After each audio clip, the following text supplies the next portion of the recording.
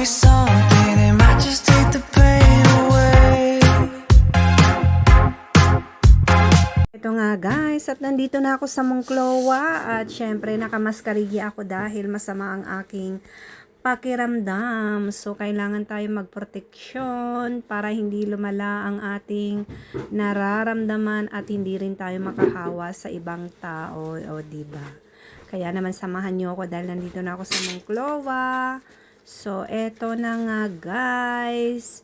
At syempre mamaya at kahit masama ang ating pakiramdam ay talaga namang kailangan nating magtrabaho guys kasi talaga namang importante yun, di ba? Wala namang bubuhay sa amin kundi kami lang naman magnanay at alam nyo naman ang single parent na walang ayuda. Ay nako guys, wala talagang mangyayari kung hindi tayo magsipag, o di ba? Kaya kahit may sakit tayo, kailangan tayo magsipag, di ba? Ganun talaga, kailangan tayong tumayo kahit napagod. Pagdating ng bahay, ikaw pa rin mag-aasikaso, ikaw pa rin sa lahat, 'di ba? So, pero kahit papaano natutulungan man ako ng aking anak, pero syempre iba pa rin yung gawain ng isang nanay, 'di ba? Lalo na kung sanay ka sa trabaho, syempre hindi ka kontento na ikaw ang hindi gagawa. Syempre, kailangan ikaw ang gumawa para alam mo kung ano ang mga talagang importante or kalinisan, diba? Yun lang. At saka, syempre, charot-charot sa inyo. Dahil kinukumusta ko kayo ng magandang umaga, magandang tanghali, magandang hapon, at magandang gabi sa inyong lahat. Samanda ko kayo ng mundo at pagpalain tayo ng mga na Panginoong Hesukristo. So, eto na nga guys, ay kailangan tayong maghintay ng autobus dahil syempre kailangan yun. Alam nyo naman dito talagang may oras ng pag-alis, may oras ng pagdating at kailangan ang pasensya, lagi mong baunin dahil importante yun, di ba? At syempre, lagi kong sinasabi nga sa inyo na dalhin natin si Mr. at si Miss Pasensya para buhay laging masaya. So, kailangan natin dalhin yon para pag uuwi tayo sa ating bahay, kumpleto tayo at masaya, diba? Ganun yan, guys. Talagang ganyan kailangan natin gawin yon para sa ikabubuti ng ating buhay at ng pamilya. O, diba? Katahimikan, kumbaga. At pasensya ang dapat nating laging dadalhin. O, diba? So, eto na nga at syempre, wala na akong masasabi guys dahil super duper haba ng aking pagbo-voice over dito. Pero kera lang yan dahil eto na nga at nandito na rin ang aming autobus at pasakay na rin kami kahit papaano, diba? Sa haba-haba ng pila at paghihintay namin ay nandito na nga at nakasakay na kami sa autobus. So guys, hanggang dito na lang muna ang aking pagbo-voice over at enjoy na muna kayo, o diba? So masama ang pakiramdam ko kaya ako'y antok na antok dito guys. Pero kere lang yan dahil sa umagang kay ganda, kailangan natin na maging malakas at maging matatag, o diba? At syempre guys, mamaya pabalik ulit ako ng Madrid at syempre as usual kung saan ako matoka, doon din ako sasakay na autobus.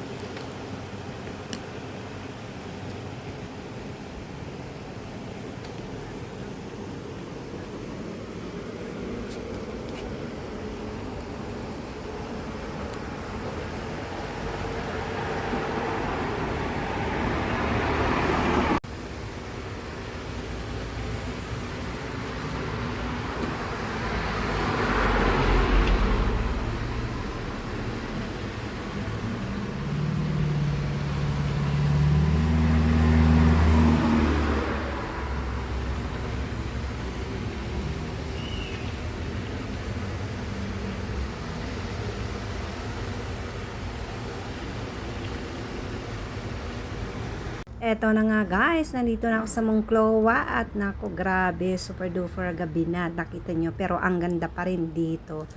Dahil makikita nyo talaga yung kagandahan dahil sa daming ilaw, o diba, ma-enjoy ng mga mata mo. At syempre yung ulap doon, dito super duper, sa side na to ay super duper dark, o diba. Kaya makikita mo yung langit kung gaano kaganda sa gabi din, di ba? Hindi lang naman sa umaga, syempre sa gabi rin nakikita natin kung anong diferensya. So guys, maraming salamat sa inyong pagmamahal at pagyakap. Syempre mahal ko rin kayo. So eto na nga, at syempre please naman follow sa aking Facebook account ang Gigi Voicing, at dito sa aking Facebook account ang Gigi Voicing 8. So hanggang dito na lang aking pag-voice over guys. Maraming salamat po at pagpalain tayo ng pangalan na Panginoon sa Kristo. Bye-bye!